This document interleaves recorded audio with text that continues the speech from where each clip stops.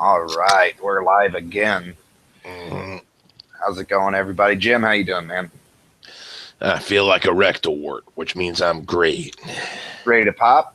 Yep, ready to pop and just fucking pus all over the place. All right, so we're gonna kind of open up with a brief thing here. It's a little bit of an old story, but it's intriguing because there's some missing information, it seems.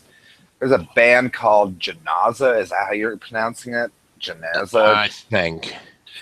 I'm not Anyways, totally sure on that one. okay, the idea of the band itself is fucking great. Like, when I first heard about it, I was excited. It's an Anti-Islamic black metal band from Iraq, supposedly. fronted by a woman. It sounds great. It's a black metal band. I mean, that sounds like something that area of the world really needs. Is this Burn the pages of the Quran. Right. The song title. That is something that would be fucking sweet. Yeah, that would rejuvenate If a lot it of was people. real.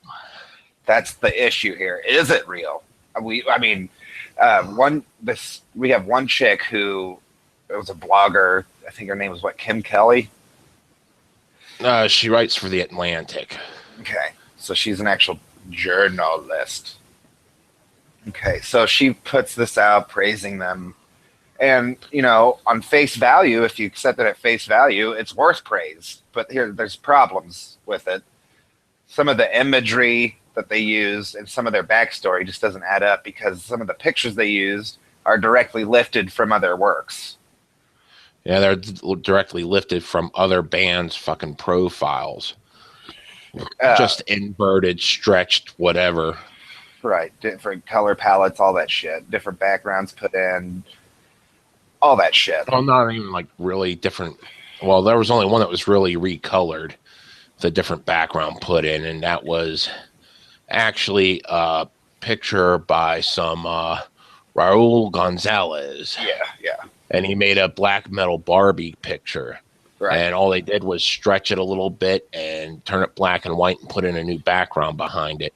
Right. And supposedly they responded to this criticism, this skepticism, by saying, well, we can't put out our real images or names and shit because we're in war-torn Iraq. Right? We'll be killed if they find out.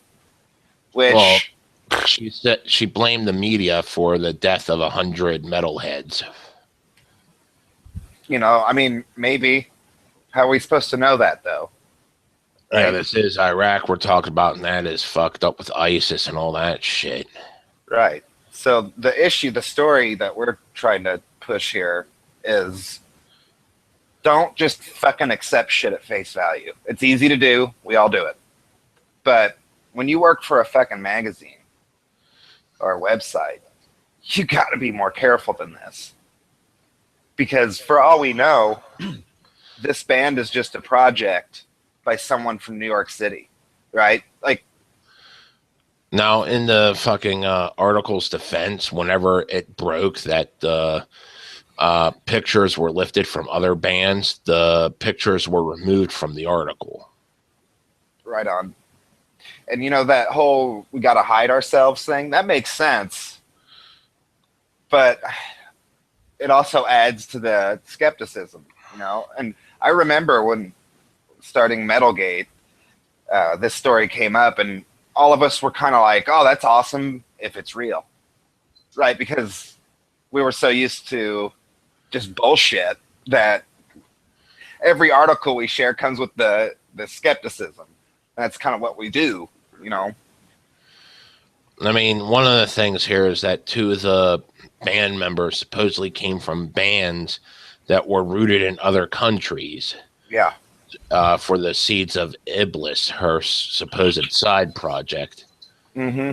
And, we're supposed to sit here and think, well, did they get there during, the fucking post-war Iraq just to start a band, as all the shit's hitting the fan and everyone's dying?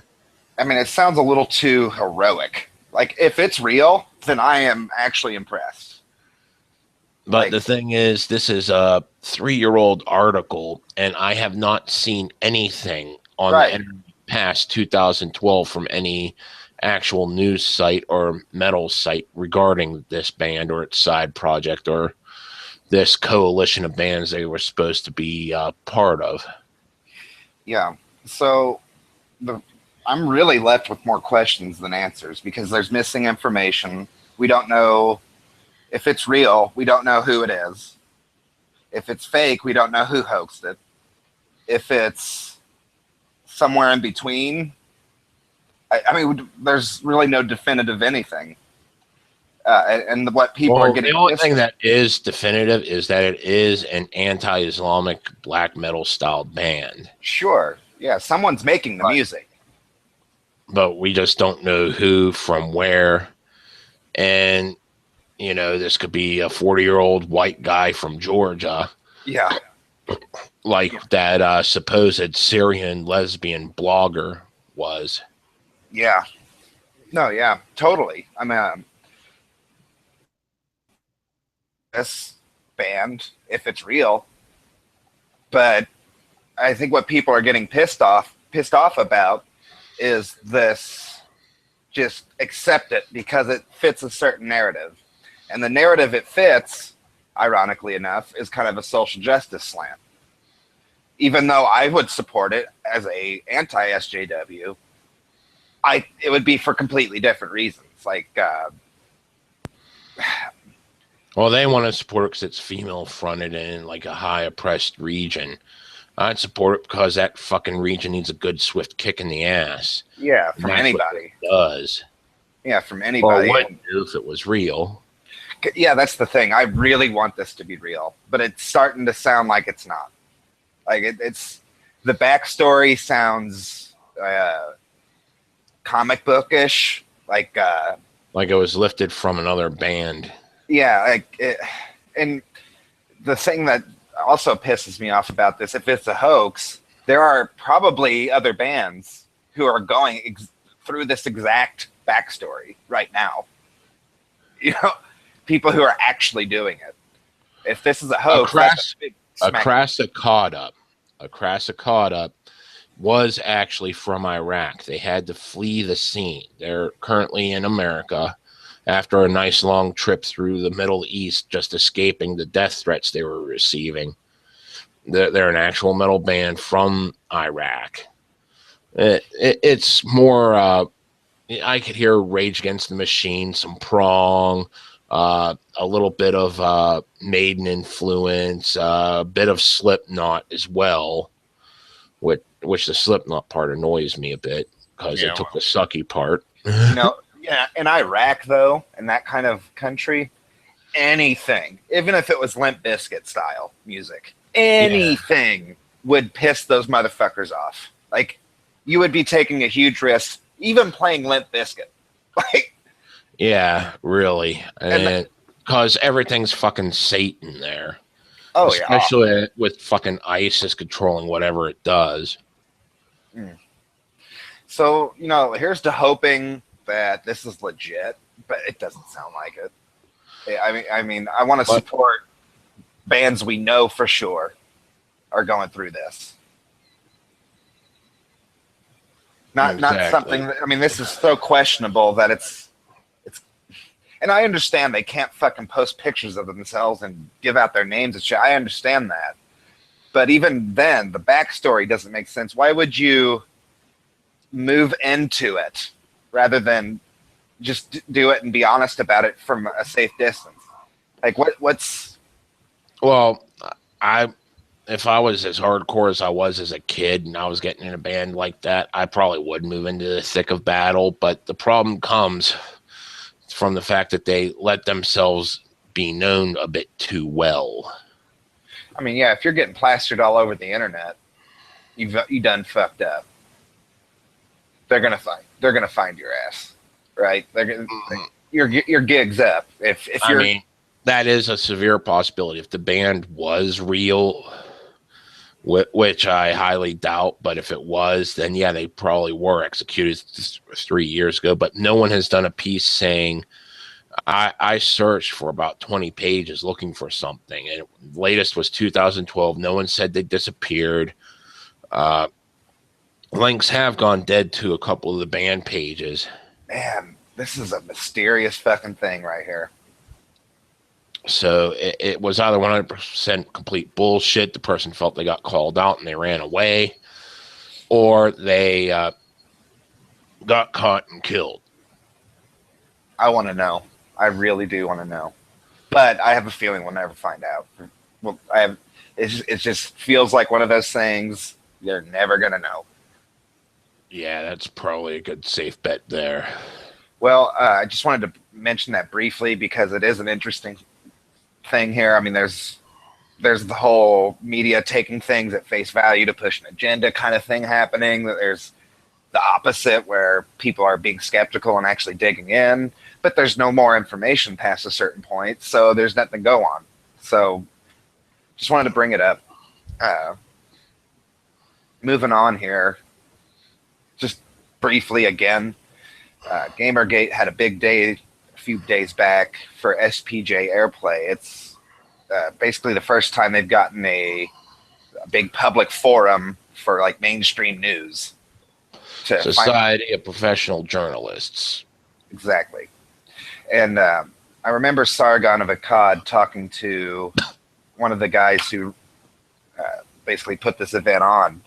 And it was like a fake fairness that he was pushing, like, we want to listen to you. No, we want to listen to you guys. But then at the same time, he'd pull up excuses not to, like some of the work, like, it's a hashtag, so there's going to be idiots, right? And he was just pointing out all the idiots and kept wanting to seem to avoid the like Milo and Sargon and people who are making good points. He was using the bad idiot people as an excuse to ignore the good people. That's a really simple way to put it, but. Well, there was also a bit of a thing I read where they said that all the representatives for Gamergate that showed up were like fucking conservatives. Well, so how can it not be a conservative group? And it's like, I don't really think of Christina Hoff Sommers as a conservative, but whatever floats your boat, My thing is, it doesn't fucking matter. That point doesn't matter. Address the arguments. Address the points and the topics that they're bringing up. Quit throwing up these fucking barriers. They're so easy to chew through. It's ridiculous. It's like you're just hand waving. You're just accepting your own bullshit on face value alone and trying to ignore anything that challenges it. And what's funny, I watched the event live, and it was the Gamergate panel or whatever. Would speak, and then like 2 out of the 3 the opposition, if you would want to call them that, even tended to agree, like not necessarily agree, but didn't disagree with Gamergate. So it just kind of proves this: just a few people inside the media can shame and use tactics and manipulation in order to spin a narrative out of other people. And it's not until you actually sit down and put your points out and make people address them like this that you give people the platform to just go ahead and say what they think, rather than pushing a narrative, right? Because like if your boss tells you we're this kind of magazine, but you try to go outside the lines, you're risking your job. So it was really important for Gamergate to get this platform for once, to put it all out on the table so that there was no excuses anymore. But then, here comes the interesting part. A fucking bomb threat's called. And I remember, I watched it live. It was, Milo was talking, and suddenly everyone had to leave. And nobody knows who did it, but, I mean, I have a theory that it's not fucking Gamergate. Why would they wait almost over a year now? Why would they wait that long just to finally get their platform and call a bomb threat on themselves? Makes no fucking sense. I mean, the only angle I can see playing devil's advocate here is, trying for more press coverage just to show the shit that they've gone through by doing a fake one. But I really don't see the point in that, because they were actually going to air their laundry. Right. So they would have gotten, I don't know. If it's the aggros who called it in, which is anti-Gamergate, very fucking silly move. Very fucking silly. Like, it doesn't make sense for them to do it either, because it just proves everything Gamergate just said. Like, it puts a big exclamation point at the end of it. Look, these fucking media type people in our opposition will try to silence us over and over and over again all the time throughout all of Gamergate, and then they call a bomb threat on us. Just it doesn't make any sense for them to do it either. But the thing is, they're just stupid enough to do it. They are that fucking stupid. They're that sensitive. They can't hear a counter narrative to their social justice shit. They can't listen to it. And and to me, that actually lends, that argument I just put there lends credence to it being an anti-Gamergater, because they are that emotional about this. They are absolutely obsessed with pushing that social justice agenda, despite all the facts or anything. Nothing else matters to certain people than that social justice narrative. You can't criticize it. You can't talk about it. If you do, we have to find a way to silence them. But I mean, I'm just speculating here. I don't know what happened. Well, what's interesting is there was a reporter there that covered Afghanistan as a senior advisor there, and he said that usually what happens whenever there's a bomb threat there is everyone runs and goes home so they can be protected. But he said it was really inspirational to see that even though they received a bomb threat, they stuck around. Well, there was one bomb threat called earlier in the debate, and the guy who put it on, who had talked to Sargon, I can't remember his name, but anyways, he had said, we're going to go on because we've already got private security and shit. And I was like, fuck, well, at least these guys got some balls. And the police are the ones who forced them outside. It was the police who finally stepped in and said, all right, that's it. We can't take any chances here. Yeah. I mean, so at least this SPJ thing, at least they had a little bit of courage. Unlike Anita Sarkeesian, who gets a fake bomb threat and gets $500,000 and all kinds of media attention. Just had to throw that little jab in there. Maybe it was a low blow. I don't know. Yeah. But this kind of goes into our big topic for the night, which is Generation Wuss. Oh, yeah. Because we got the hoax band, the SPJ airplay, and there's this constant, in every story you see anymore, it seems like, there's this constant having to avoid the truth and reality in order to feel good. This guy named Bret Easton Ellis coined the term Generation Wuss, or is at least credited with it. And he uses it to describe the millennial generation. And he wrote this article here, which pretty much says, how the baby boomers grew up during, an economic boom and everything was going fine. And Generation X looked at it and said the dream's going to come to end sometime and got all cynical and shit. But then somehow along the way, whenever both the late end baby boomers and Generation X started breeding, they started to coddle their kids for all the love that they never got, blah, blah, blah, according to him. And it's definitely true that kids have been coddled a lot by their parents, and it's breeding up a generation of overly sensitive fucking puss bags. Yeah, pretty much. They view criticism as a personal attack to their very soul. Something that they like to dramatize with very suicide-y kind of like fucking lingo, as if that's going to fucking move people. Yeah, I mean, I've definitely talked to people that I have come to respect a little bit more, but when I first met them, it was like, you can threaten your suicide all day long. Just go fucking do it and fuck off. Get away from me. And it's funny, they kind of come back like, sorry about that, man. I was being a little bitch. Well, you get in a tug of war these days at school, and the fucking teacher calls it before it's even decided, declaring everything a tie. and everyone gets fucking participation trophies. I mean, that right there just scream, everything's okay, everything's good, no matter how well you do, it's all gonna be okay. And the participation trophy thing, there's a football player out where I live, James Harrison. Yeah. His kids got fucking participation trophies, and he made them give them back.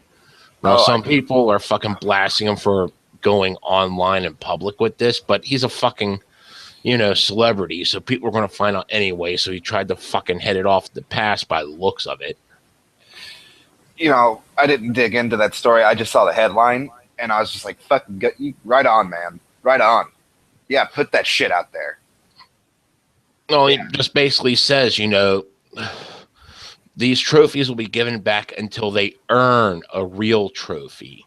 As in, he's trying to teach his kids to fucking, do their best, to put forward their best foot, and to strive to succeed. And I've already got it in my head, that kind of reaction that a fucking social justice kind of minded, throwing a tantrum over this shit. I guarantee it. Competition is bullshit. Fucking, they're pretty much talking about, it's like this guy who watched Psychopaths in movies and said, you know what, that guy really gets it. That's their fucking response to it. It's like, no, this isn't fucking sociopathic. This is actually pushing your kids. Yeah. And the whole thing is like, all this competition is great for sports, but doesn't really translate well into real life. Bullshit, it doesn't. Fucking shit. Just to get a normal fucking paying job, you gotta fucking compete your ass off just to get it. Fucking A. And you should have to. You should fucking have to. Goddamn, like even in a drafted military, even where it's a compulsory thing, you're still tested to your limits to see if you can handle that shit. And you get 4F'd out, even if the draft's still going, if you fucking flunk. Yes.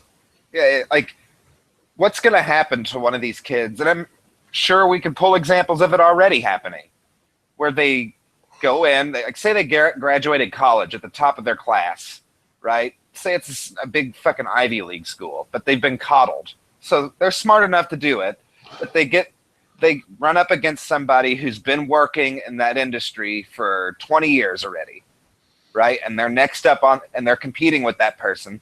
That motherfucker who's been working his ass off for 20 years in that industry is going to destroy that kid out of college. Mm-hmm. What happens to that kid when they don't get that job anymore? Are they going to go back home? Yes.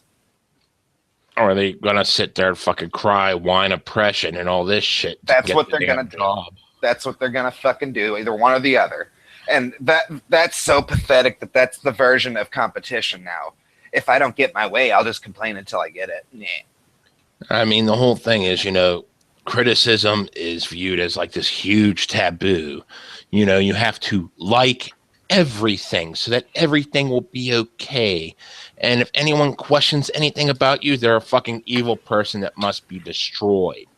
You can't fucking compete at all because that'll threaten the happiness. Someone might actually lose.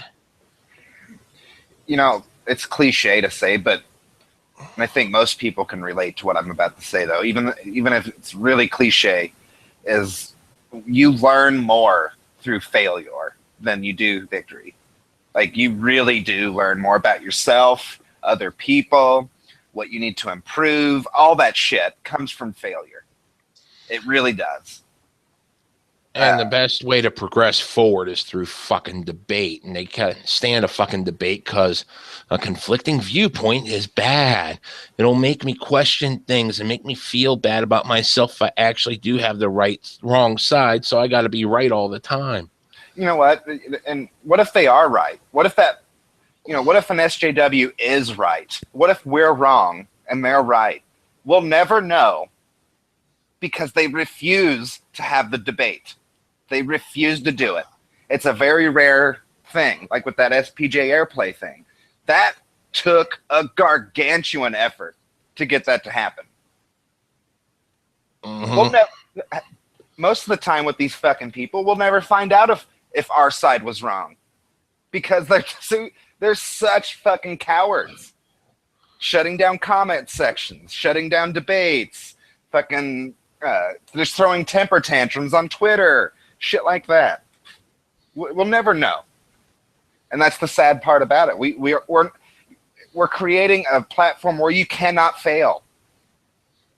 But that also means you can't succeed. You can't be pushed to succeed. It's purgatory. And this whole entire, not being pushed to succeed thing has led someone to say that they're fucking going, it's actually a growing movement. They're going to boycott Amazon because of their fucking corporate environment. Which, from the sound of it, to be fair, does sound pretty brutal. Oh, it is fucking brutal. They push you for every single fucking half penny you earn. I mean, you go to work at 6 a.m., expect a midnight call, a midnight email you have to answer, else get a text telling you you're a loser because you didn't fucking reply. They fucking push you, and they fucking expect you to question everyone's ideas as they come up in the fucking workplace, encouraging debate constantly without end, pushing you in every direction. This is fucking brutal atmosphere, but it's all to push the best out of people. And the few people that actually stick around after being pushed in every last direction say, that, they're glad that they're being pushed, that you can feel comfortable that there's a flaw. If there's a flaw in your plan, someone will tell you to your face. What a novelty. What a fucking novelty in 2015. There's no reward for not speaking up. Good backbone is a compliment. It's a very seductive quality about the organization because people want to contribute because they're being fucking pushed. It sounds brutal because it's 2015, but is it really? Like, seriously, is it? You look at a lot of the shark, or is it just a recipe for success? You look at the fucking sharp companies of old. That's how they fucking ran fucking corporate structure. Everyone's stressed. You got fucking long work hours. You have to work at home on top of it all. Company comes first, family comes second. I mean, this is why there used to be only one breadwinner in most homes back in the day. I understand where a lot of people would be coming from. Like, I would never work there. But for some people, and it's not going to be very many, not everyone is allowed to have $1 billion, right? Some people, this is a perfect environment for those people who make it. So people fall off the wayside. So what? Are they being forced to work there? Are they being whipped? No. This corporation just expects a certain thing. And that's what they get. They're the most successful fucking e-commerce website out there? Yeah, not one of them. Former employees said, I was so addicted to wanting to be successful there. For those of us who went to work there, it was like a drug that we could get self-worth from. What's wrong with that? Absolutely fucking nothing. I mean, this is fucking brutal. I fucking doubt I would survive that kind of corporate atmosphere. I doubt I would fucking either. Fat and lazy, but I doubt I would either. But at the same time, I'm not gonna fucking boycott Amazon for that. I'm sure there's other things Amazon's done that are worth boycotting, but not fucking this. Yeah, the fucking old work conditions they had in their fucking different warehouses for their grunt level employees, to the point where they actually had ambulances on standby just in case someone fainted. The main thing that we're talking, it really reminds me of like Little League baseball, where a coach would pull a kid out and the parents would freak out saying, yeah, my kid's not good enough or something. No, he's not. He's not good enough. Okay? He's not. He sucks. He doesn't get a play. I fucking shit. In Little League, I fucking sucked so bad at fucking baseball that they would very seldom play me. and I would play like, the one field position that never got hit to, when I did for maybe 2 innings whenever they had to play me. It goes into all different aspects, whether it's sports, work. I mean, I do want to say I sucked so bad that I went to bunt a ball and got hit by the ball and still got a strike. They didn't send you to first base? No, because I swung the bat technically because I was in the bunt position. Oh, it bounced off your... Okay. I couldn't line up the fucking bat, from a fucking stationary position to get a range where I could actually hit the ball, and it was going slow enough. Thinking about it, that if I had the reflexes to do it back then, it would have been no problem. So thinking back, like your parents, and I would like to, and compare and contrast here. Whenever I was in my second year of fucking football in Little League, I fucking decimated. If our defense would break straight through the offensive line, just because I would just go straight through the fucking center every single time. I got 1 assist the entire time I was there. Other than that, I never got close to the ball, but I could feel my teammates running over my back to get the damn quarterback. That's exactly what a nose guard should do. Mm-hmm. Is that what you did, nose guard? Nose guard right there. Nose guard's not... I mean, yeah, they're going to get tackles and stuff, but most of the time they're just moving the fucking guy out of the way for the linebacker. And but anyway, that's what I did all the fucking time. So it's like, there was one sport I sucked at, one I was half decent at. And so for the one you sucked at, even as a kid, if you think back, you knew why you weren't playing that much. Oh, yeah. Your parents knew. And it wasn't hurting my feelings. It was that I fucking had to fucking practice harder. And I just happened to suck at the eye-hand coordination at swinging the bat and catching the ball. I was much better at gooning in the fucking front lines of a fucking football game. They're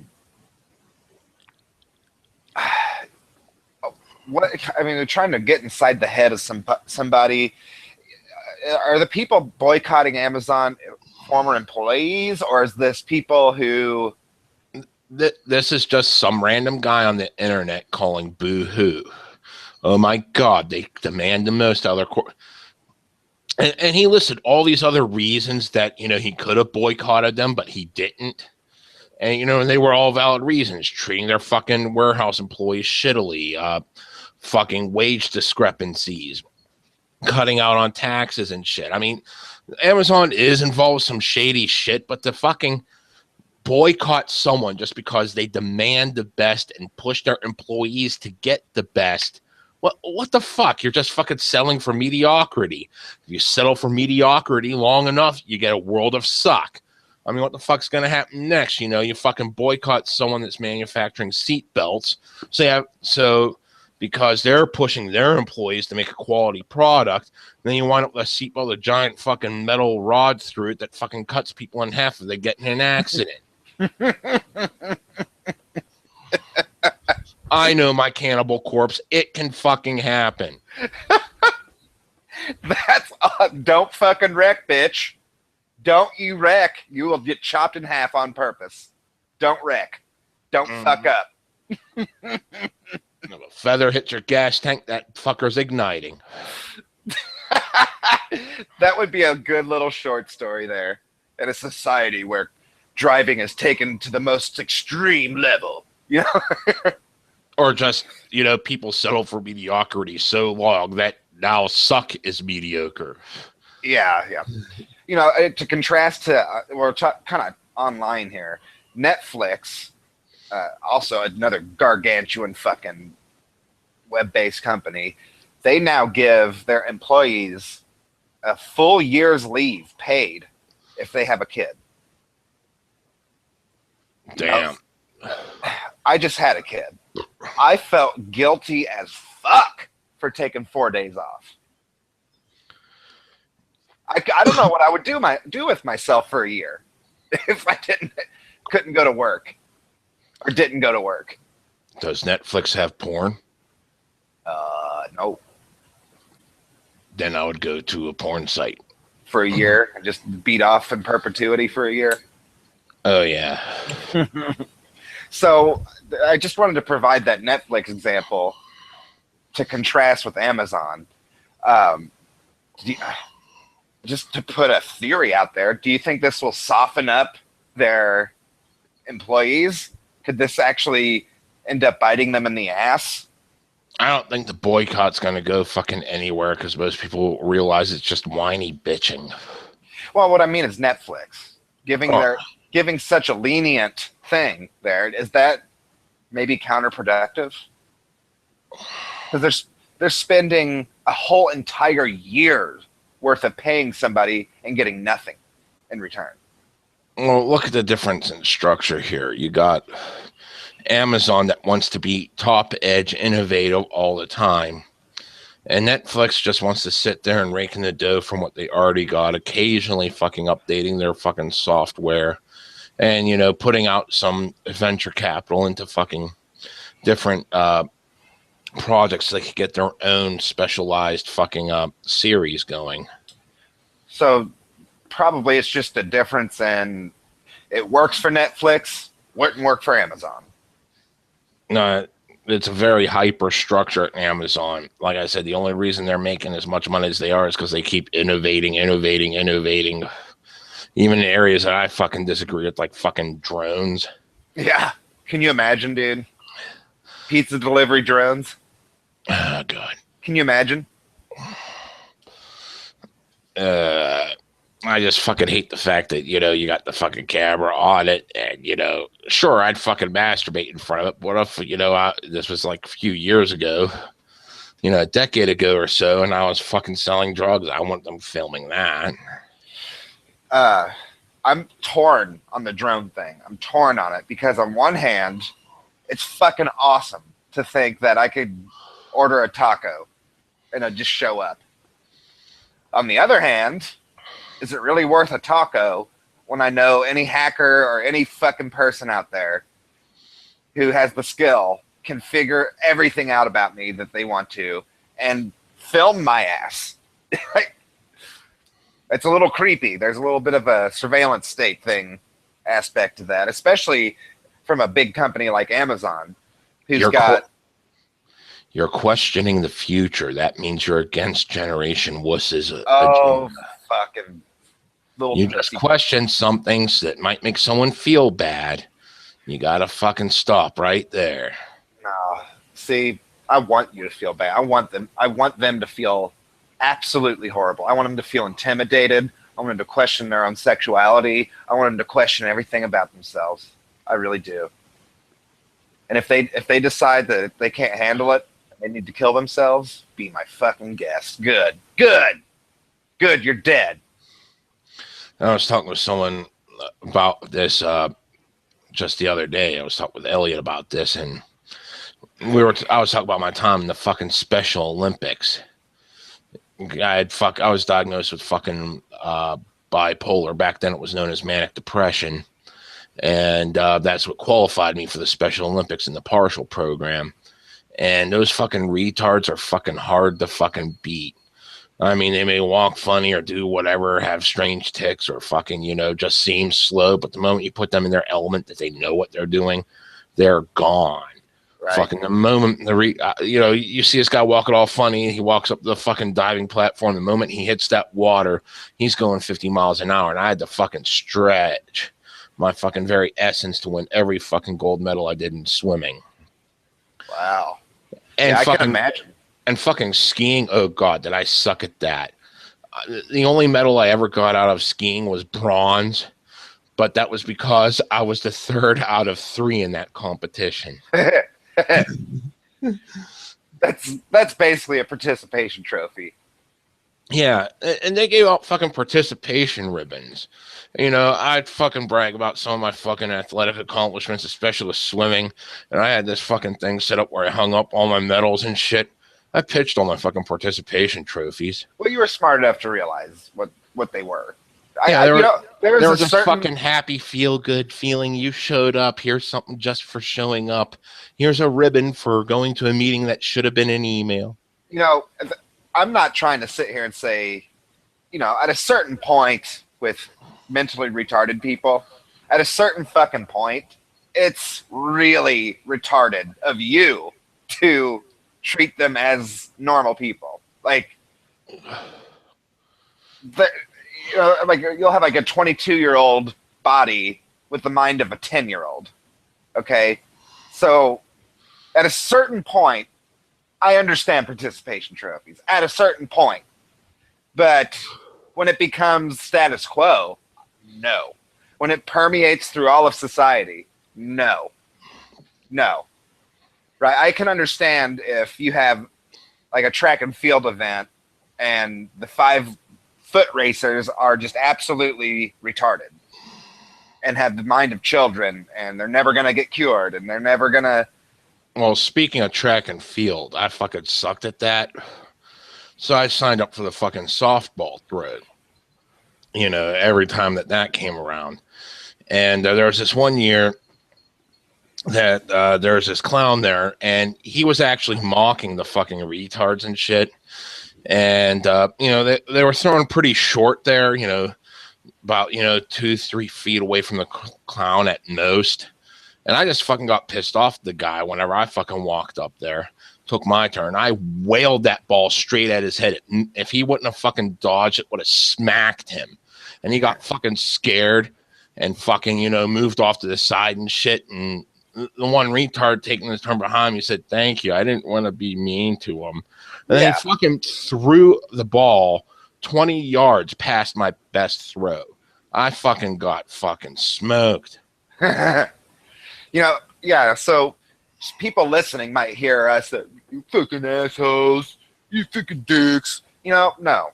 The real assholes, the real fucking dickheads here are the ones who take the extreme, ridiculous position that either A, everyone gets a trophy, or B, the other side, they're just a bunch of fucking retards, fuck them. Both of those people suck. What we're doing is a reasonable fucking thing here, right?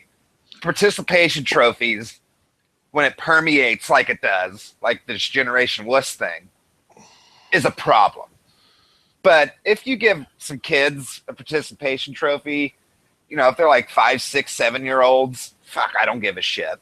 Now, if a parent decides to say no, that's great. That shows me that they're trying to push their kids. I think what we're addressing here is this, like, almost neurosis of having to have constant ego massages and nobody can debate you and you always win. And that's what we're pointing at. Absolutely nothing negative in life. No one questioning it. Everything will be fine. Everything is good. Everything is happy. There is no reason to feel distressed. Fuck off. It's your Care Bear nightmare. That's what that is. Mm-hmm. It's a fucking nightmare to think about that. Like, shiny, happy people. And you have to be fucking happy all the fucking time. You can't be pissed. You can't be sad. Well, unless you're suicidal, then that's okay because that makes people pay attention. Oh, you can't be too happy either. You're not allowed to be too happy, right? Otherwise, you're weird. You make me feel uncomfortable. You're too happy. I've seen that side of it too. Yeah, because your happiness means I can't be sad. These people are fucking pathetic. Oh my God. And this is the fucking generation we're fucking bringing up now.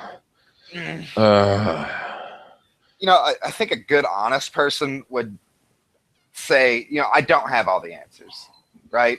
I don't know everything. So therefore, I'm going to do my best.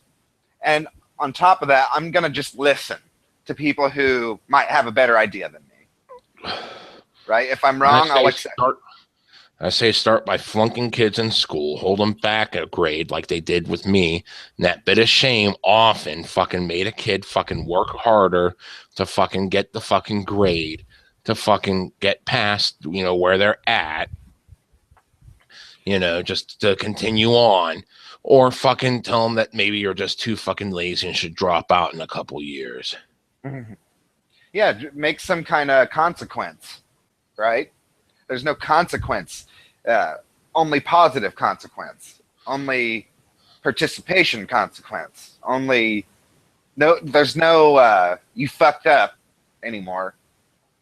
And when they do say that you fucked up, it's over something ridiculous. Like, my boss told me to work hard. I'm offended. I'm going to sue him because he said I put off work for 3 weeks. That's not a real consequence, motherfucker. You wanted a job. We're paying you well. You So work. Fucking work, man. I fucking got chewed out by the boss today to say you should fucking have a pattern down by now. I hired you 3 weeks ago. You should have something down. It's like, well, I just learned the other half of this building existed. And he's like, well, that's no excuse. Fucking get back to work. And you know what the fuck I did? I fucking busted my balls and worked harder. Yep. Dude, in my job, it's numbers constantly. Numbers, numbers, numbers, numbers, over and over and over and over. And I suck at math, man. It took me a good year before I was comfortable. But every day, my bosses were on my ass, crawling up my ass. You need to get better. You're not bad. You're just not good. Come on, motherfucker. You want to keep this job? It's constantly like that. And it was through the fire and flames, you fucking forged this ability to do something. You know, it's not like this. It's not like I fucking am Atlas holding the entire world on my fucking shoulders here. God damn it! I just had to learn how to deal cards and do math. But there were some people who that was too much for them. I'm gonna go talk to HR, and you know what HR told them? Well, bye. Bye. Go fucking flip burgers. You can't handle this. You know, it's not for everyone. Fucking work casino's got to be fucking insane because you got people coming in, out. You got to watch your chips. You got to watch the chips on the table. It is insane, but eventually you get good at it. Just like anything else. Like, think about a fucking soldier having to get good at fucking killing and not being killed. Like, on that extreme level. Not everyone can do that. Not everyone is even close to capable of doing that. I know a guy that was fucking out in Afghanistan whenever they just first started the invasion.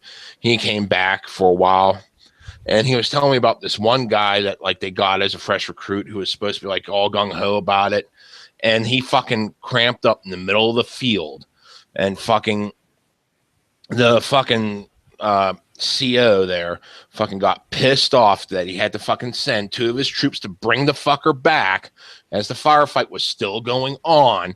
And he fucking reamed the guy out, said, look, you don't want to fucking be here, get on the fucking next plane out of here. This is a fucking volunteer army. Get your ass out of here. Yeah, hell yeah. Get the fuck out of here. There's people's fucking lives in danger. danger. The life of at least 2 troops, at least the 2 troops that went out to get him, not to mention whoever else was involved in that firefight, because it was fucking hot.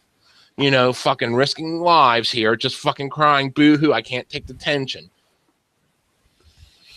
But you know what a social justice response would be? That I don't need to support the war in the first place. Oh, that makes me want to fucking choke them people. Like, you can't talk about battle dynamics and shit without some faggot like that. I don't know, support war. Well, we're in a war, motherfucker. We're in it right now. You signed up for the fucking military. You got to do what the fucking job tells you to do. In the military, you ain't got no fucking rights the moment you ship out. Right. Yeah, I know for sure that I would be an absolute failure in the military. I know I would be for multiple reasons. I tried enlisting to the fucking Marines, and God, this is a fucking story. I got up to the fucking MEP station, and my back cracked just the right way, and I had a flashback from my acid years, and I was like, oh my God, the fucking shrink's face is melting. I hope I don't fucking blow it here and all this shit. And he's asking me questions and shit. And like, whenever I got back, they said, well, we can't take you. And I was like, why? Well, we could trust you not to kill your fellow soldier. We can trust you not to kill yourself. But when the order to ceasefire comes, we don't think you will. I think what would happen to me is I would get my motherfucking ass kicked by my drill sergeant. That's what would end up happening to me. Well, that was gonna be my intent. Fucking going to boot camp those years ago, man. I fucking wanted to be pushed, so I would have purposely fucked up to get pushed. Yeah, I I would know have done it to the point where I would have fucking been 4F'd out, but I've done it to the point where I fucking got my fucking basic. right. Yeah, I would be no good for the military. I know I wouldn't be. I think that's a big thing that goes into this Generation Wuss thing is we have these fucking soldiers, man. Forget all the politics. Forget that shit. Fucking killers, man. Fucking in shape, eat healthy, motherfucking killers. And they exist with us, right? And then they go up to one of these limp-wristed pencil neck bitches, and the limp-wristed pencil neck bitch feels insignificant and feels like a failure at life, not realizing that maybe they just weren't cut out of the same cloth. So they throw this tantrum. Fucking soldiers are mean. Maybe they're mean, but you're a little bitch. I mean, here I was back when I was trying to fucking enlist here, and fucking yeah, shit. I wanted to do things that would get me pushed. These people would have just wanted to coast by as easily as possible. Mm-hmm. Oh yeah, like think about that movie Full Metal Jacket. I would have been Pyle for sure.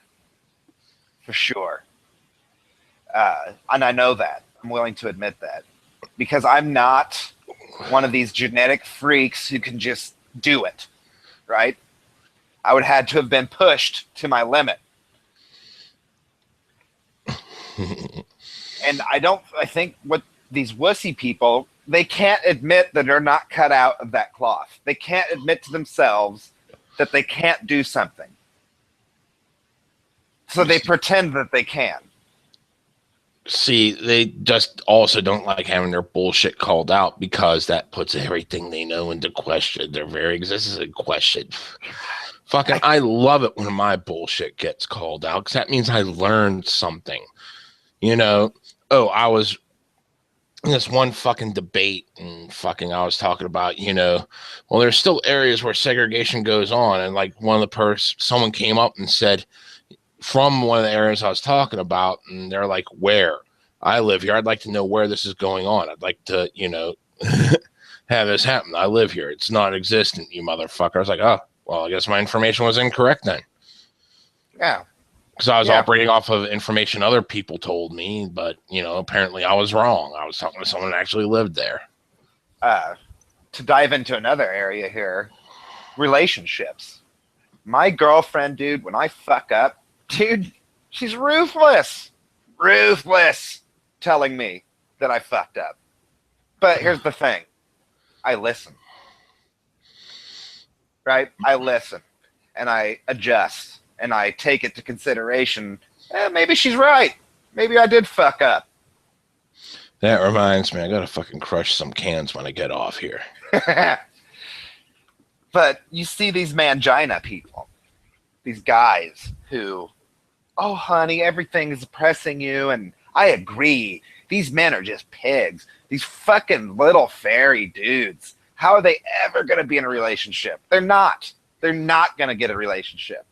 They're not going to spread their seed. And if they do, they're fucking lucky.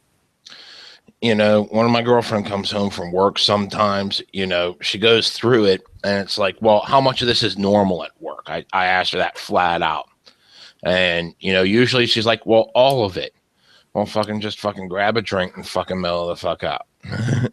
Mm-hmm. I mean, if it was something really shitty that happened at work, like a fucking resident died or fucking, boss was being overly bitchy or they're jacking around with their hours again, yeah, I'll fucking listen to that. But when it's just your typical, where she works, it's all fucking politics anyway. Yeah. So it's the typical politic bullshit. I'm just like, grab a beer, mellow the fuck out, kill some things online, go to your World of Warcraft. It'll be good. Yeah. Yeah. Manginas will never have that. They'll never have that. They're too wussy to handle that dynamic in a relationship. They look at women as their it's kind of weird. They call us misogynists, but they really are. They really are. They look at women as a pedestal prize to win. And if I just make her feel comfortable enough, then maybe I'll get to touch her pussy. Well, what's funny is, you get in these groups and like there's this fucking feminist chick, getting all these fucking manginas around, and she realizes that all these manginas are doing, by prostrating themselves, is trying to fucking win her affection, and she fucking gets all pissy about it. Yeah, I mean, she learned something though, right? Like, not really. They continue on the same thing, saying this is what I want, but I don't want it like that. Never letting it click that you're generating what you're getting. True, that's a good point. I think I know what you're talking about. I think didn't Thunderfoot talk about this? Didn't he? Isn't he the one who pointed that out? I don't pay attention to Thunderfoot at all. Okay. Well, anyways, yeah. I think I watched maybe like 2 videos about a year ago, and that was it. Right on. Well, I mean, this just permeates through everything, man. Everything. I mean, like the sports, that guy, James Harrison, makes his kids give back those trophies. And people throw a hissy fit. Mm-hmm. They will never, ever. I'm not saying I'm some kind of fucking winner. All I'm saying is these people are such losers that it makes me feel like a winner. Like maybe I don't have it. Pretty damn good about yourself knowing that people that pathetic suck. Yeah. Of course, then it pisses you off when you realize how much of the world comprises of these fucking kiss asses. And then you just want to fucking annihilate all humanity. Yeah, I mean, that's the problem, is that society is structured, is becoming structured, or already is, around these people, around this coddling. And even that guy who wrote that article, by the end of it, at the very end, he's like, well, I feel sorry for them. And there should be some balance between, being a wuss and, being brutal. And it's like, wait, how do you coincide those two? I mean, I kind of get what he's saying, but it sounds to me, the way he worded it sounds to me like, yeah, I notice all these problems, but we're not going to do anything about it. Yeah, there's like fucking no reconciliation between those two fucking extremes, You either, because there's no fucking balance in being a fucking wuss. I mean, you can balance being brutal with being, honest and down to earth and fucking, knowing when to act appropriately and shit. Yeah. No, yeah. How far does this go, man? Like, once we start plugging our fucking brains up to the internet and shit, we're gonna have to deal with it then? Like, what? All I gotta say about that is I better fucking have that Android waiting, put my brain in it so I have laser beam eyes. Speaking of which, this for some reason popped up in my head. Did you see the new Iron Maiden video? No, I have not yet. People are shitting all over it, and yeah, it's not fucking classic. It's not great, but I like it, and it's maybe a little bit of, it's kind of fluff, but it's not like offensive fluff. It's, I don't know. You'll just have to see it for yourself. I mean, it's better than fucking Limp Bizkit and shit like that. Like, it actually follows metal structure is what you're trying to say. Yeah, I mean, it kind of has a bit more, maybe some modern kind of stuff, maybe a little bit, but it's still Iron Maiden. It's nothing close to their early work. I'm not trying to say that. I'm just not as pissed off about it as people seem to be. I don't know. What's the name of the song? Here, let me find it. I posted it the other day. I didn't even see that. I was in a deluge of fucking looking up different shit. Iron Maiden, Speed of Light.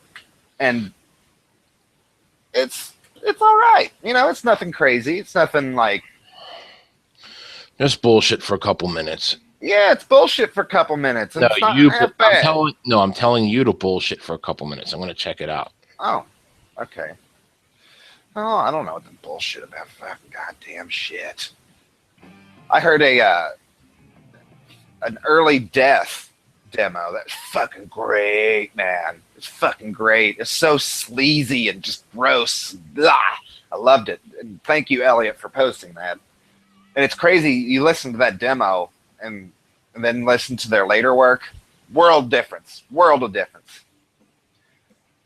I guess the time and practice kind of just tightens everything up, and maybe it gets to a point where it's no longer creative anymore. It's just all science. And found a pretty cool YouTube channel.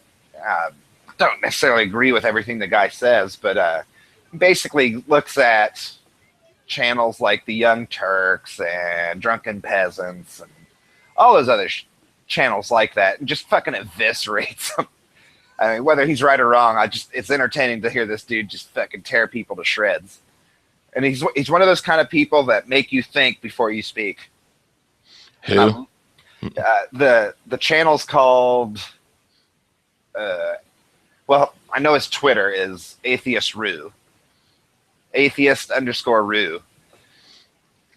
And let's see if I can find the name of his YouTube channel. Atheism is Unstoppable. So basically what he's doing, you got the atheism plus kind of side of atheism. And then you have this guy's side of atheism where it's, yeah, I don't believe in God, but so fucking what? It's not a goddamn philosophical message, you know? It's just a goddamn stance. It's an opinion, motherfucker. Quit being such a goddamn bitch. You know, and I love this way he'll go into like the Young Turks and their bullshit, which is just fucking easy. I mean, you turn on Young Turks and it's just like, oh god, I couldn't even fucking stand 45 seconds. It's fucking gore. And did you notice that? I know what you're talking about. The attitude she has in every fucking moment she speaks is, oh my God, you gotta listen to me. I am a woman. I am a Young Turk. I am a liberal. Makes you want to choke somebody. I hate that fucking bitch. I mean, that's a strong word, but I can't fucking stand that bitch. Like, can't listen to her talk without getting pissed off. You know what? I listen to my girlfriend mostly because she talks to me like I'm an equal. Yeah, that bitch is talking down to you. All these Young Turks are talking down to you, though. Well, anyways, going back to Iron Maiden here. I only sampled a couple seconds here, there, flipping through it, and it sounds like they're ripping off their own riffs. Yeah, they're quoting themselves. Yeah, it's similar. And, you know, I could tell, you know, the different pitches are similar to other songs with the vocals. I can hear the riffs where they got it from. It's not bad at all. It's nothing to fucking write home about, but it's also nothing to get pissed about either. Like, it actually makes me want to get the new album. Right. I see people saying, stop this fucking trash music. I'm like, compared to what, motherfucker? What are you comparing that to? I mean, fucking Black Veil Brides. Oh, fucking. It's not going to be as good as the old days, but, you know, I'd support it. Yeah. Why the fuck not? You know, it's something. I can't say it's something different, but it's something that's not half bad either. You know. And the video I thought was pretty cool, man. Like fucking going through the fucking VR machine and going into like 8-bit graphics, and yeah, that shit's cool, man.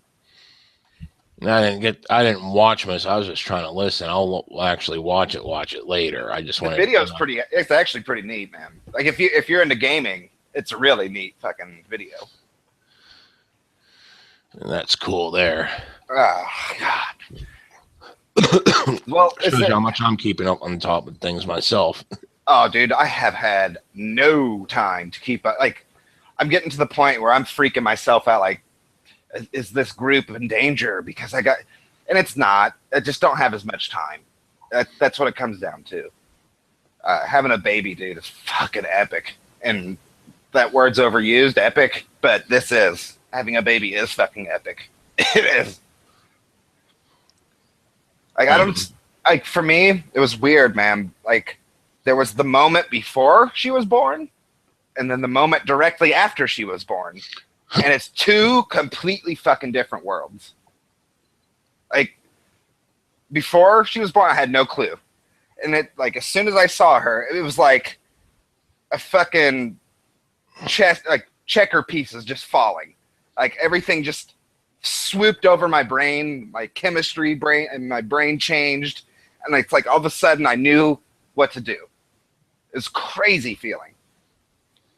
Like, it was like a trip for like maybe 20, 30 minutes. Yeah, and having kids will do that for you. It's totally out of fucking body. Both of mine, it was like fucking wow. It is wild, dude. It's fucking crazy. Like, I can remember specifically being like really uncomfortable, not knowing what to expect and shit. And as soon as I saw my kid, I was like, I got this. Very, very weird. You go from this world of uncertainty to complete certainty. You know that this is yours and you are going to do whatever it takes to help it raise right.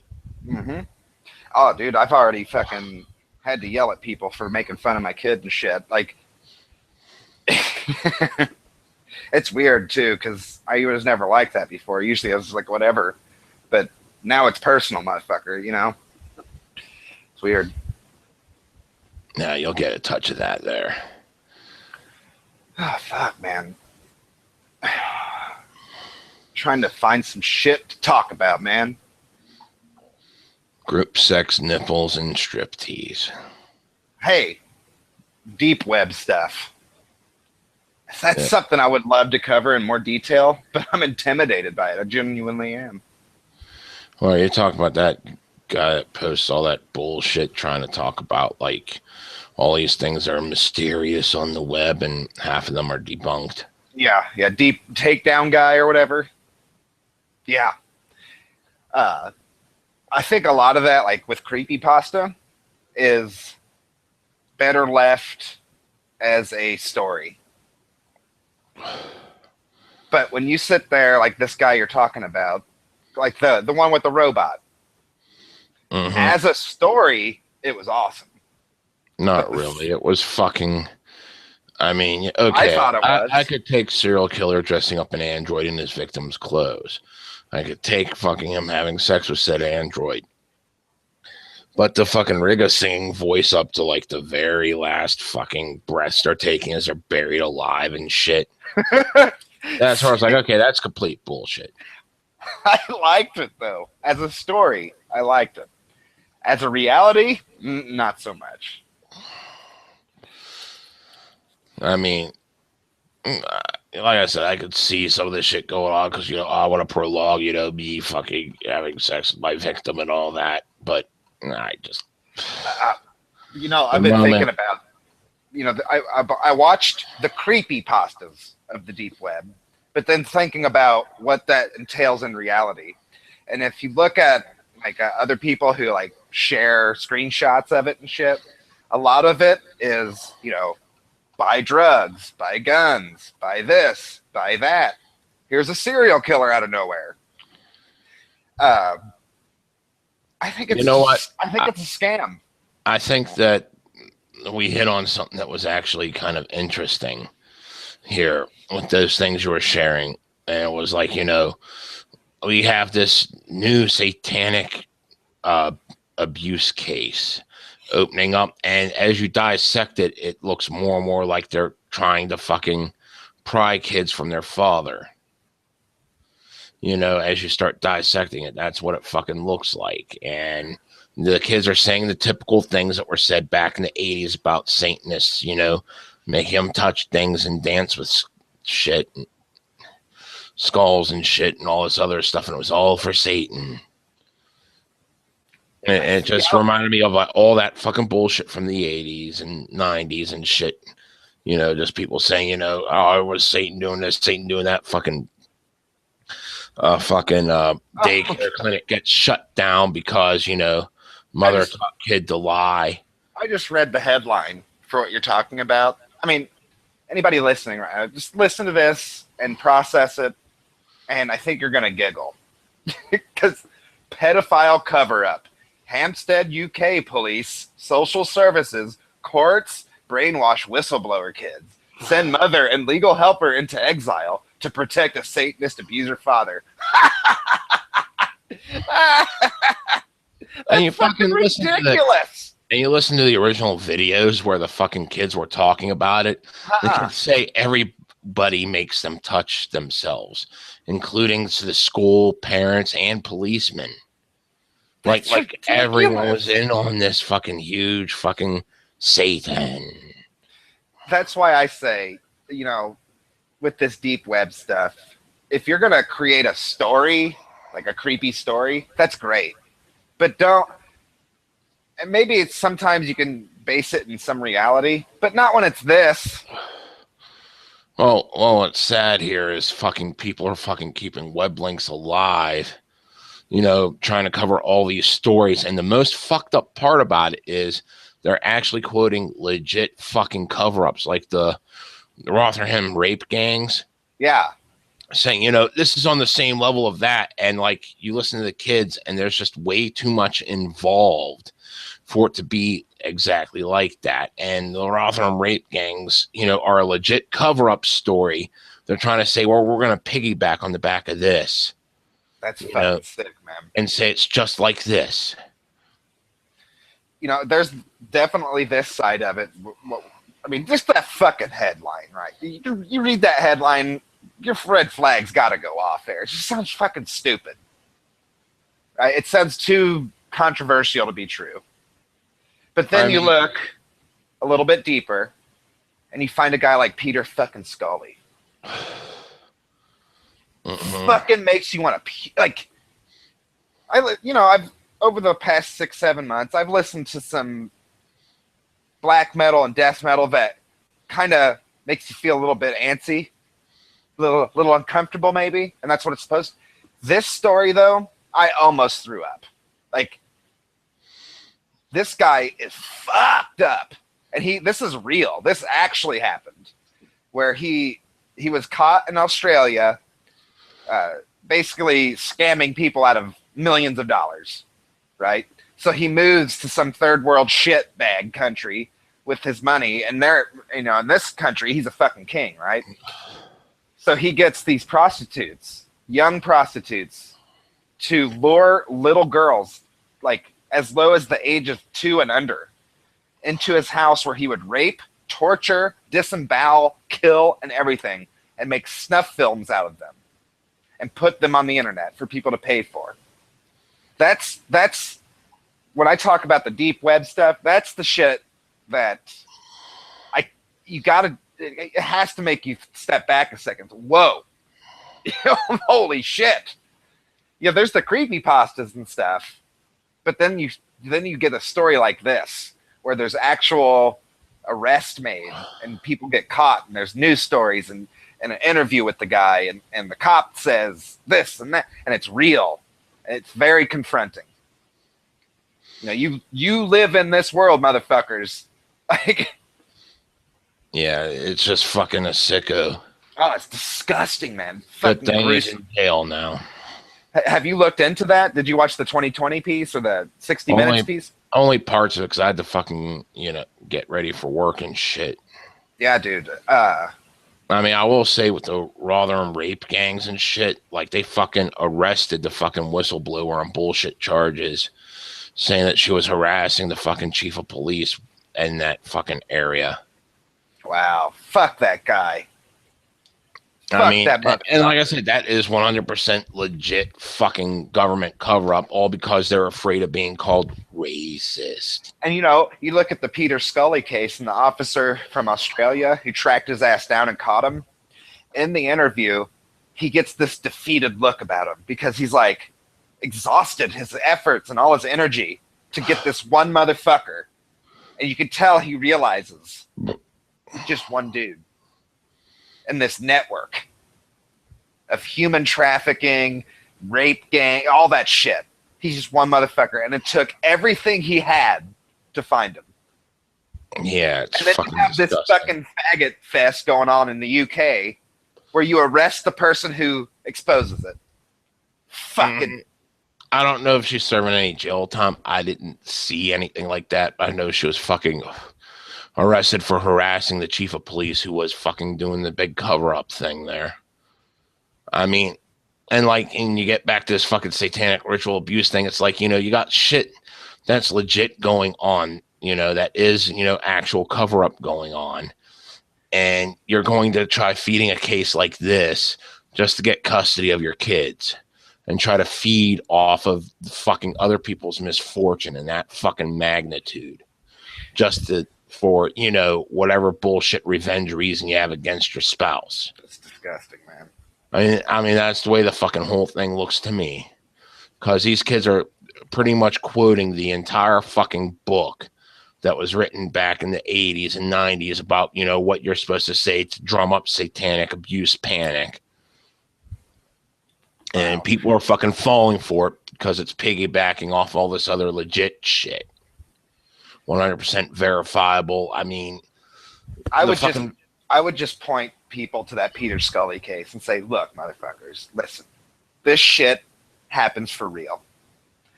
Please look up a real case and compare it to anything else you ever read. Please remember Peter Scully the next time you read a story like this, because we're talking about babies here, little girls and little kids. Don't fuck it up. Don't be a goddamn moron and just buy whatever shit's out there, because it wastes resources. It wastes people's time. This one cop who caught that guy, he was exhausted. Like, it took everything he had to get this guy. And going through all that evidence and shit, it's hard to catch these fucking people. It takes gargantuan effort. And when you sit there and push fake news like that, you're just getting in the way. You're just getting in the fucking way. And when people call you out on that shit, you go crying to mommy and daddy, too fucking bad. There's real shit going on, motherfucker. And this is generationless. It all goes back to that. You gotta listen and believe, or else. Yeah. Something that popped in my head about the Rotherham thing. Maybe the reason they don't do shit is maybe they're involved. Well, actually, it's been proven that some police are involved in this shit, getting kickbacks and such. And that at least one fucking politician was involved actually fucking one of the chicks. With some of the, like this Peter Scully guy, he had a lot of money. Right? And that's kind of like the other shit, like buy drugs and guns and shit. That shit is probably...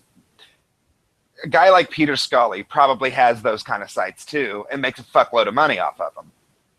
Right? We're not talking about some rednecks out in the woods. We're talking about people who have money and resources here. I mean, that might sound like a conspiracy theory, but how else do you explain these people getting away with this shit? Like, serious, how else could a guy put up snuff films live stream snuff films, and it takes such an effort to get caught? Shouldn't it be something immediate? Like, shouldn't there be like an immediate fucking response to that kind of shit? Why does it take so long? Why does it cost so much? Oh, God. It's politics. There's people who can't afford to be seen doing it. They're bored with life. They got all the money in the world. They got all the possessions they could ever want. Oh, well, let's rape a kid now. It's just complete bullshit. That guy's definite fucking sicko. Good things in jail. Oh, that's another thing. Fucking go ahead. That's another thing. He's getting life in prison. That's not good enough, dude. That's not good enough. If it were me, if I was the FBI or the CIA or something, I would develop a program with Hollywood to create a show that came on every Sunday night. The world's sickest, most demented, deranged motherfuckers on the planet. When they get caught, because I don't want to destroy the deep web. I don't want to destroy being anonymous online. I don't want to destroy that. What I do want to do is create a consequence so fucked up. Like, because these people think that they're the most perverted, crazy people on the planet. They get enjoyment out of thinking they're so crazy, right? They don't realize that normal people are actually quite fucked. They just don't express it because they know they're going to get in trouble. But if there was a show like American Idol, that kind of show, where we just tortured the fuck out of these people. I'm just all about torture in general, but okay. Wouldn't you love to turn the tube on every fucking Sunday night and see that? Speaking of people I'd like to torture, there's this thing where ISIS is now enshrining a fucking ideology of rape, saying that, it's a prayer to God to rape some fucking 9-year-old bitch. Now, is this like establishment ISIS people? This is, fucking the Islamic State right there, fucking saying that this is good because they're not believers. You can do it. This is the best way you can fucking treat them, is to rape their fucking women. There's a guy. Go ahead. I'm sorry, man. Yeah, and this is all fucking confirmed. There's fucking people that have fucking been able to escape and fucking tell the story where it's like, he was telling me that, it's okay. God permits this and it's a prayer to him. And I was telling him it's not a prayer to God because you're raping. He's like, no, you don't understand. You don't believe. Therefore, it is a prayer. Wow. Man, that pisses me right off, dude. There's a guy, his name's Sam Harris, and he's an atheist, so just being up front. But he gets all kinds of hell from the liberals. And he's a liberal too, but Bill Maher kind of experiences this thing too, where he'll criticize the fuck out of Muslims and Islam and all that shit. He'll criticize the hell out of it. But, the tolerance police come along. Not all Muslims are like that. It's like, yeah, but it's like major tenets in their religion are set up this way. Like, enough of them believe in it to where it's a fucking problem. No, you're fucking intolerant. You're a racist. Like, what about Christians in the Crusades? Like, dude, we're not talking about something that happened hundreds of years ago. We're talking about now. Christians aren't doing this shit. Like, when they start doing this shit, I'll criticize them for it. It's generation wuss. You can't criticize wrongdoing. And there is a line. It's like fucking Anne Hersai, L.A., probably butchering that name to all hell. She came from, Muslim nations over to America and shit. She's trying to fucking push Islamic reformation, trying to criticize Islam itself, coming from that area, as someone who used to be part of it. Yeah. I mean, and they're fucking calling her a racist against her own, and this is what she's got wrong about it because she's doing this and doing that, and it's all umbrella statements, and she's fucking evil and racist for fucking criticizing it. I mean, you got fucking, this is someone actually trying to put something forth, and you sit here and you look, well, what made us push all our fucking Christian radicals off to the side and all this other fucking shit where they're not fucking taken seriously and shit, what got the fucking us to stop the fucking church, the fucking Catholic Church, from going out and fucking declaring more fucking crusades and shit, aside from it not being profitable, and because they could have fucking deemed it profitable to go and do it again. What it was a fucking how many fucking centuries of fucking criticism against the church that made the majority of them mellow the fuck out. Right. They get annoying, but they're not fucking shooting you. Right. Yeah, comparing modern Christianity to modern ISIS shit is ridiculous. It is ridiculous. It's an offensive argument. It's offensive. Well, you see, over in the fucking Middle East, people will get fucking arrested and shit for criticizing Islam in certain areas. Sometimes the punishment is death, usually in the fucking more tribal regions. Usually it's fucking life, and you get in prison for a while, fucking fed more Islam and shit. Mm-hmm. Christians aren't doing that shit. They're annoying, but they're not fucking cutting people's heads off and shit. Uh-huh. You know, and it's all fucking due to lack of criticism. And what the fuck are these fucking wuss bags doing? They're trying to prevent us from criticizing it, being outsiders. What is it about the atheism plus people, the SJW people, that they were perfectly fine criticizing Christians, and then once they were shamed into a corner, now they are completely offended when we criticize Islam? Why? Why? I don't get it. Because they're oppressed class here in the U.S. They're actually the most biggest fucking minority there is. So fucking, oh God. Yeah, You but would they're sit cut. there and logically state that fucking feminism and Islam are incompatible beliefs, but yet you got feminists saying, well, this is why I'm converting to Islam, because it's the most feministy of feminist religions there is for feminism. Well, in 2015, maybe that's fucking true. Maybe that. Go for it, honey. Go for it, girl. Girl power, man. Girl fucking power. Go ahead. Go over to the Middle East right now and start telling these fucking dudes that you're a strong, independent woman, that you don't need no man. Go ahead. Go over there and tell these fucking guys that. Go ahead. Can you imagine what would happen to these stupid fucking pancake bitches if they went over there and started treating those guys like they treat us? Oh, Oh it was a my little God. while. It was a little while ago. There was actually a movement, I think, over in fucking Europe, where a bunch of kids said, "Yeah, I'm gonna stick it to the man. I'm gonna stick it to the system. I'm gonna fucking join ISIS. It's gonna be all romantic and shit."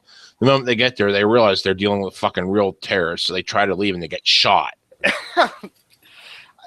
The terrorists wouldn't let them leave.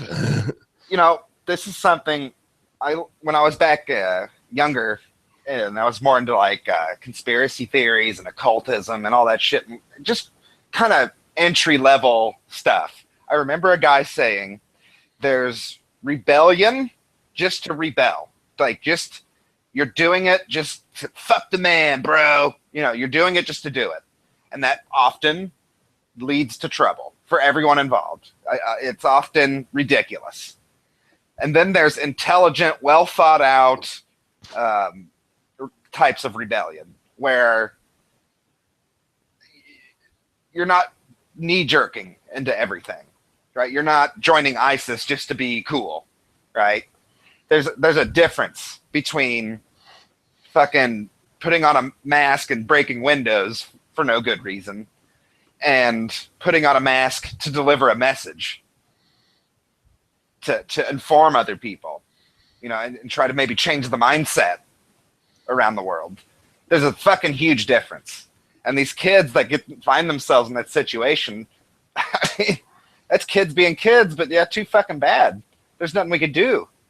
So I want to encourage right now all these feminists who want to join ISIS. Go ahead. We don't need you. They need you. They need you more than we need you. Because you know what'll happen to them? They'll get fucking filleted, dude. These guys, those guys over there will not put up with your shit for more than a second. I stumbled across something here. They're going to hold a Necronoma convention to celebrate the life and work of H.P. Lovecraft. Sweet. Where's that going to be?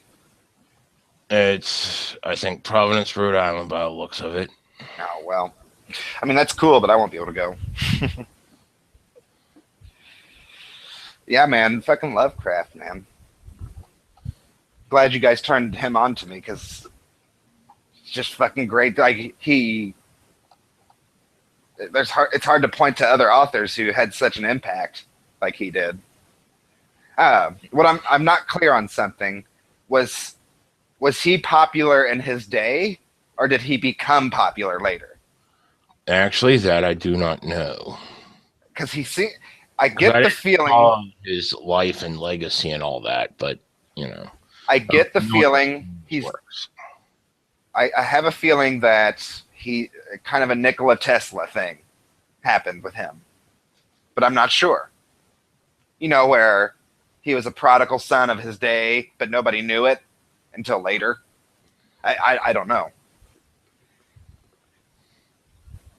But yeah, just about done. Reading Necronomicon, and I want to move on to the secondary book that came out, kind of like a answering your questions about it kind of book. But then I have to dig into his actual novels and shit, because I've never. I mean, this is my first experience with him. Oh yeah, it's all about fucking. The concept of deity is something that will fucking drive you insane just looking upon it. And there are many of them. Right? Yeah. I mean, even us atheists kind of have a deity. Science, it becomes and you see it almost can't be avoided. It becomes a faith all in its own. And any honest scientist, any honest atheist will tell you, yeah, I have faith in this. You have to. Think about I would say more scientific method than science. Sure.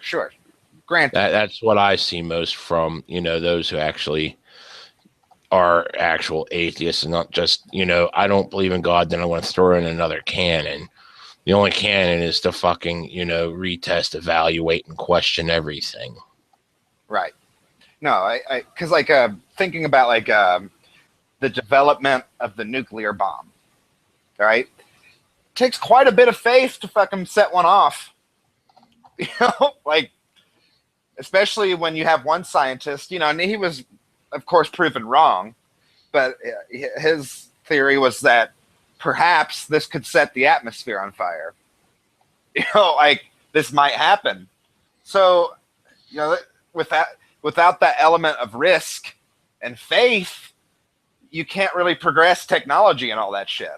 So, the Atheism Plus people, if you told them that they have a faith, they would freak out. They would yell at you for saying that.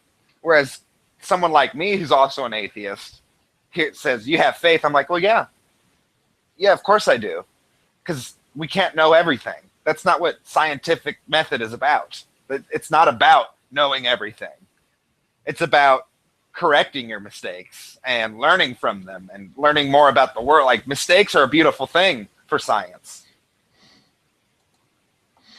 Mm-hmm.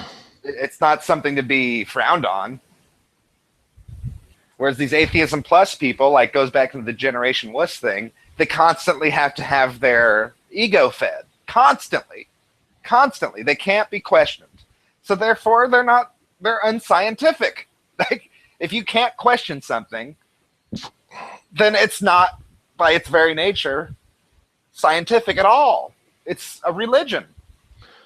Just follow the damn trends and fucking burn yourself the whole way. Exactly. Another thing is, I have an imagination, an overactive imagination. I can freak myself out. I can get fucking paranoid as shit. It's because I don't take it so seriously. I don't take life that seriously. I mean, I do, but when it comes to reading creepypastas and reading books and watching movies and shit,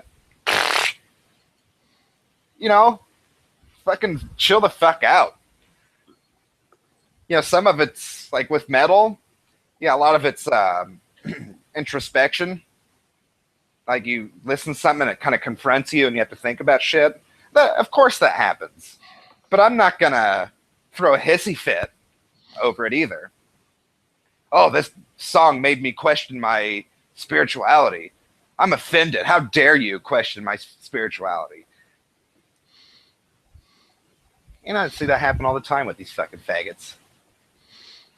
Yeah, another event I wish I could have gone to. The Barbecue was this weekend. Yeah, I saw something about that. So was there any more development from that fucking story with Volvatron? No, not that I've seen. It looks like an open and shut case. Why the fuck make a fucking big deal of someone being a, wuss on both sides of the equation here? I think she's trying to cash in on the feminism thing. Yeah. That's what she's trying to do. You know what? She's going to, too. It's going to end up working. these people will latch onto that like fucking crazy. Oh, we got, you know why they will? Because Gwar is one of those bands, man. They will just live on forever because of what they did, right? They're one of those patriarchies. Oh my goodness. So Volvatron coming from that and all of a sudden becoming a strong, independent woman who doesn't need no man. Oh, fuck. Feminists are going to love that. They're going to fucking have a field day with that. Meanwhile, you got chicks dressing up in fucking really kick-ass Gwar outfits just to show homage. Yeah. Oh, God. That sucks, though, kind of. Because it's like, that's not really what Gwar was about. Gwar was always just about the fucking shock factor, mostly. You know, they'd have things that would make you think, and of course, they were always trying to offend. Yeah. And there's always that brutality. Everything's got to die. A nice little nihilistic message. Things that would make you think. Well, like, you know, would you rather them molest a dead child or your mom? You know, just, you know, another, just for some reason it went in my mind. I was at work and I was talking to people about, one of my coworkers about literature because he likes to read, I like to read. And I brought up Anne Rice. And he was like, oh, no, fuck that. She's too taboo for me. It's like, oh, really? It's like, yeah, because the incest and stuff that's in there. I was like, hold on a second, dude. Listen. The characters in those stories live hundreds and hundreds and hundreds of years. Where do you think your moral boundaries would be if you lived 500 years? Like, that's what that story's about. That's what those stories are about, is how far would you push things if you knew you had several hundred more years to live? Like, if you knew you could just get away with shit. That's what that's about. It's the fact that you can't read that it's just too taboo for you. That says a lot about you.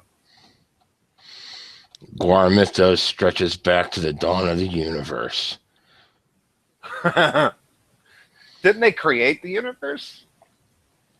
The master, well, back in the fucking 90s, the fucking zine they had going around, the fan newsletter they had going around said the master farted, and that's what created the universe. The revision on their website now says the master took a giant shit and that created the universe.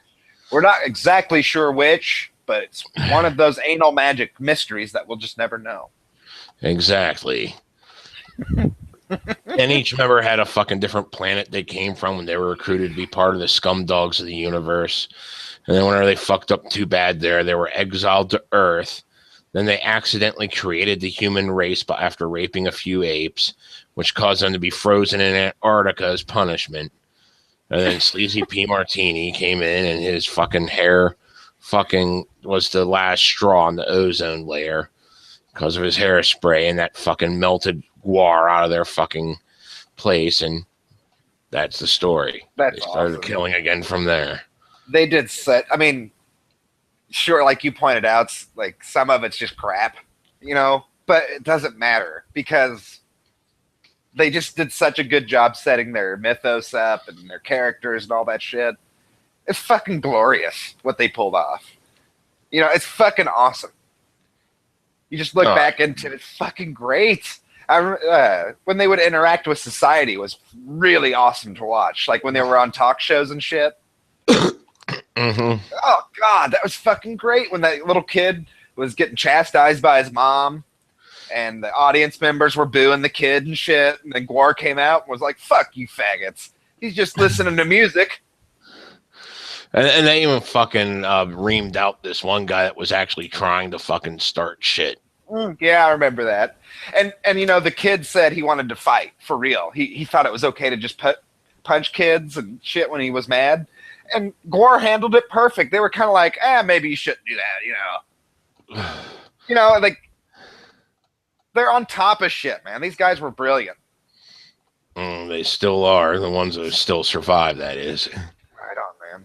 Yeah, they kicked that stupid bitch out. I mean, she became, I don't know if she was always that way, but she definitely became one.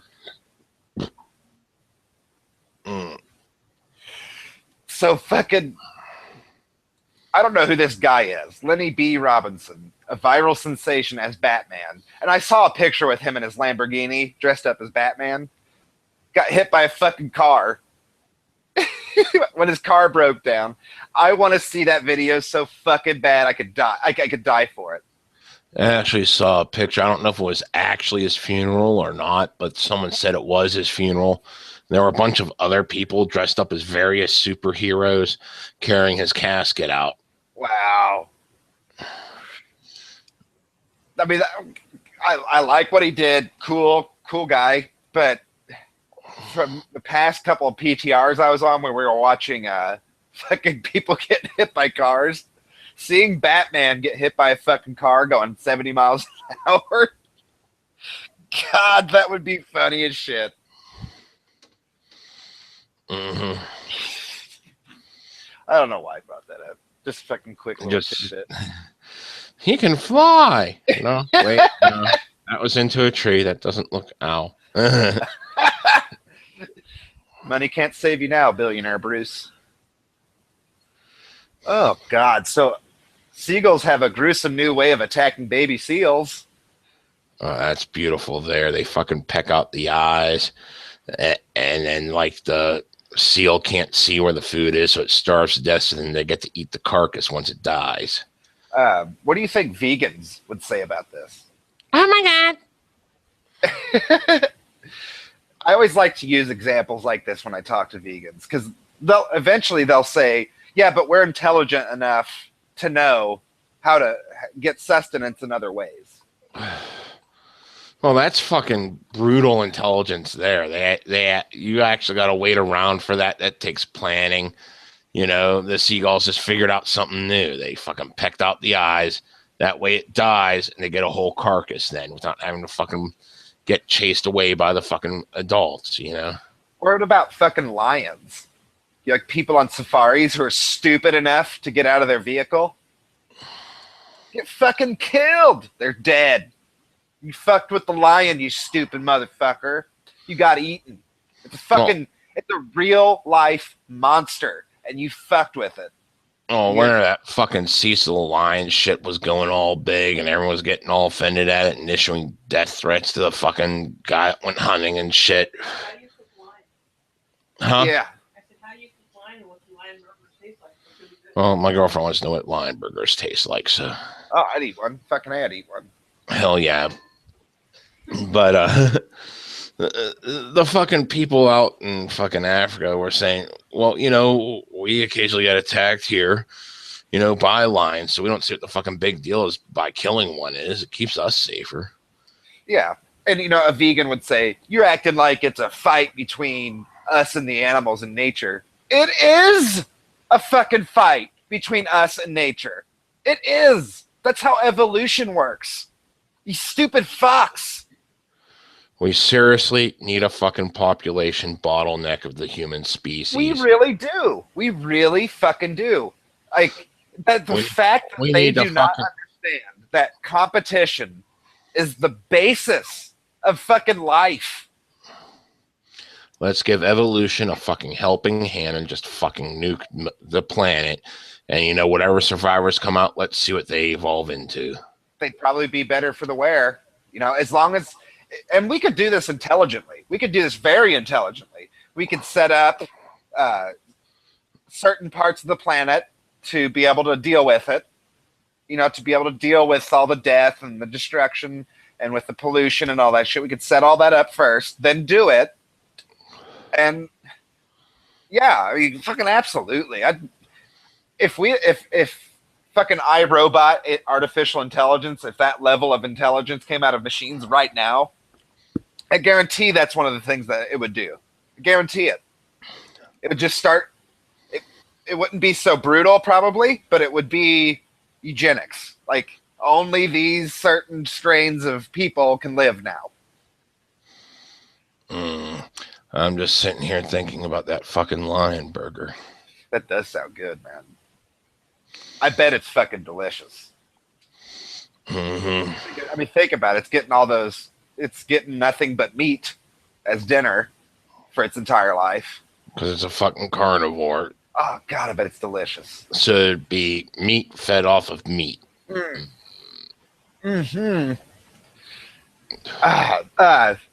There's a Highly fucking concentrated meat, just fucking bacon there in front of you, just over the spit. here's Just a a dash of barbecue sauce, not enough to hide the flavor, but just to enhance it, bring it out. You gotta find the right flavors. oh for it. yeah. Cooking meat is an art form. It really is. What we should do is fucking get some lion meat and put it on Iron Chef, see what they come up with. Yeah. And then we'll follow their recipes and seasoning. I like the plan, man. Here's a funny argument you can use against a vegan.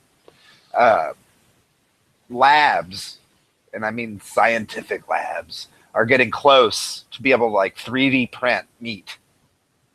So what now, motherfuckers? Now we can't eat it? No animals were harmed. I was reading about how they fucking were culturing meat synthetically. It's not cost viable to get a full burger. Last time I read, it was about 3-4 years ago when I last read about it. Sure. But the moment it becomes cheap enough to reproduce it, I'd eat it. I'd fucking eat that shit. And here's another thing, though. What happens to all the livestock once that happens? Once that becomes a reality? Do we just, what? Let them die? Do we kill them? Like, these are the kind of questions that will send these wussies into a fucking moral panic. Because, they'd be fucking overpopulating, creating all kinds of fucking greenhouse gases because fucking cows release a shit ton. Yes. And, another funny thing with veganism is, like the animals that we eat have gigantic population numbers. Sure, they're fucking stuck in cages and we fucking chop them up and eat them, but they're thriving. So if we started eating lions and wolves and shit like that, their population numbers would skyrocket.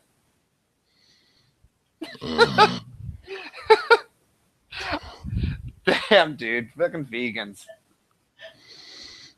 Exactly. It's deliciousness. Have you heard of... Actually, my girlfriend and I got in this conversation. I think vegans would taste great. She says they would taste like shit because they have to fucking supplement their diet with all kinds of chemicals to make the food taste right, and as well as taking vitamins on top of it. So they don't get everything from what they eat. I think she's probably right. More power to you. If that's what you want to do, just fuck off. Don't fuck with me because I eat bacon. Like, there's this guy... One of the many there are 7 changes that happen when you become a vegan. One of them is you just can't stop talking about it. I don't even care about the other 7, but... You call meat eaters murderers. You demand everyone to change for you.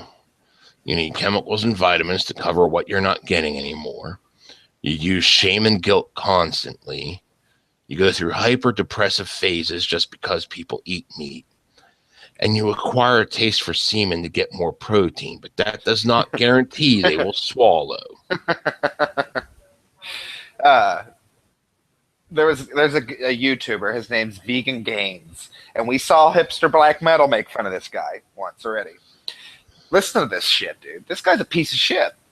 His grandfather was having a heart attack, so he grabbed a fucking camera and started filming this shit and wanted to post it all over YouTube and shit just to prove a point because he was a meat eater. Never mind that he's an 82-year-old man.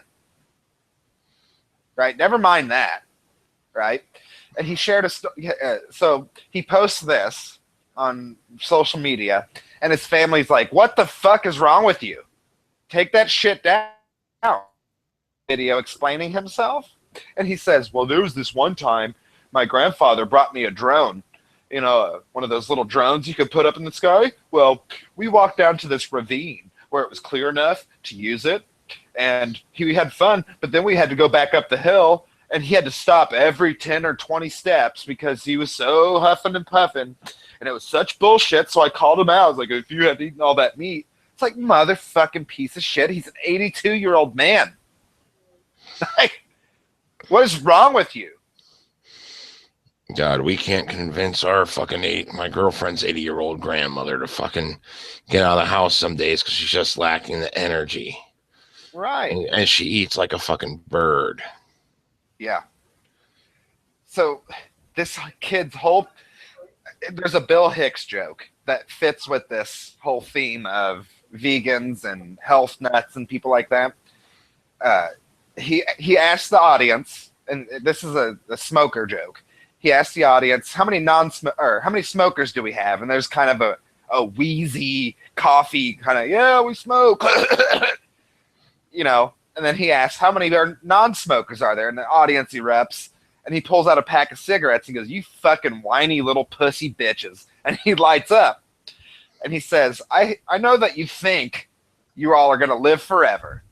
But let me go ahead and be the first to burst that little bubble for you. Non-smokers die every day. Have a good night. Exactly. Do you remember Jim Fix, the health nut? No. He would make these videos and shit for like news where he would give health tips and shit. And he was always jogging and shit. He had a heart attack while he was jogging. So, no matter what you do, you stupid fucks, you're going to die. Get over it. Everyone's got to die sometime. The only question is when. And how. You know, you can sit there and obsess about it. And it is something, I think, that kind of humbles you. It's worth thinking about. It's worth considering your immortality. But to take it to that creepy, weird level where you're just obsessed with it. Fuck off.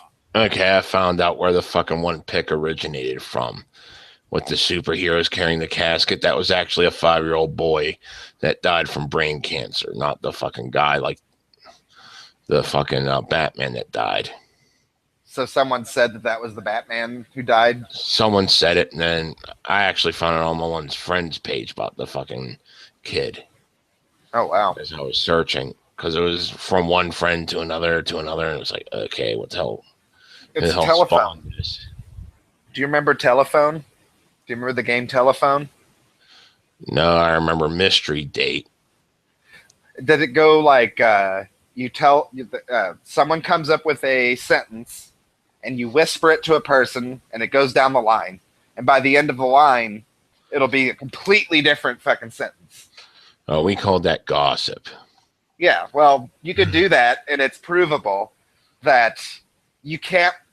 It's almost impossible to keep the original information pure. Usually because I was involved and I kept saying stuff about fetus rape or something. Yeah, I would just inject words I knew weren't part of it, and it would come out extremely fucked up. Well, for multiple, you'll have a troll, you'll have an idiot, you'll have the extremely smart person who took the fucked up information and remembered it verbatim and passed it on to the next idiot. You just can't win. Like, all this information that you're fed every day is probably bullshit. 99% of it. Mm-hmm.